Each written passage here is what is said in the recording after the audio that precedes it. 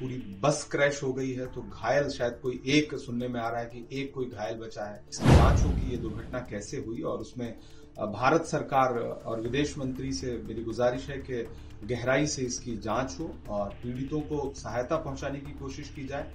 Saudi अरब में accident की दुखद घटना के बाद देश से कई बड़े नेताओं की प्रतिक्रियाएं सामने आने लगी।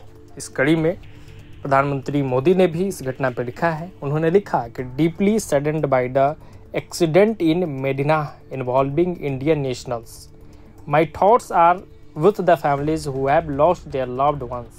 I pray for the swift recovery of all those injured. Our embassy in Riyadh and consulate in Jeddah are providing all possible assistance. Our officials are also in close contact with Saudi Arabian authorities.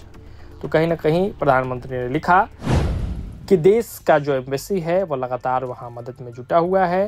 साथ ही साथ Saudi Arabian authorities जो है उसके साथ भी हम touch में हैं। उसके अलावा चंद्रशेखर आज़ाद ने भी इस पूरे मसले पर ट्वीट कर दुख प्रकट किया है।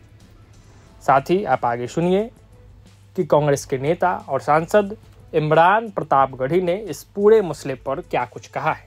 देखिए, बहुत ही दर्दनाक घटना है ये। एक साथ 42 भारतीयों की मौत की जो खबर है, जो उम्रा करने गए थे हिंदुस्तानी लोग, और बस एक्सीडेंट में किसी टैंकर से टकरा जाने की वजह से एक साथ इतनी मौतें।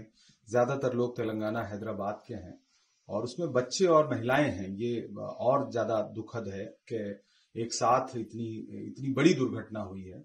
हम लोग भी लगातार वहां राहत बचाव कार्य पे बातचीत कर रहे हैं। जो अप्रवासी भारतीय हैं इंडियन डायस्पोरा के, उनके भी कांटेक्ट में हैं और दूतावास के लोगों से भी बात करने की कोशिश कर रहे हैं। बहुत ही दुखद है और जाहिर सी बात है कि इतनी बड़ी घटना विदेश में जाकर के किसी श्रद्धालुओं के साथ, किसी उम्रा करने गए लोगों के साथ होती है, तो जाहिर सी बात है कि पीड़ा पूरे देश में यहाँ जो मानने वाले लोग हैं, अकीदत से जुड़े हुए लोग हैं, उन सबको दुख होता है। हम सब बहुत परेशान हैं और तेलंगाना सरकार लगातार कंट्रोल रूम बना करके पीड़ितों की सहायता की कोशिश कर रही है। बस इस दुर्घटना पर हम यही कहेंगे कि इसकी जांच हो कि ये दुर्घटना कैसे हुई, और उसमें भारत सरकार और विदेश मंत्री से मेरी गुजारिश है कि गहराई से इसकी जांच हो और पीड़ितों को सहायता पहुंचाने की कोशिश की जाए।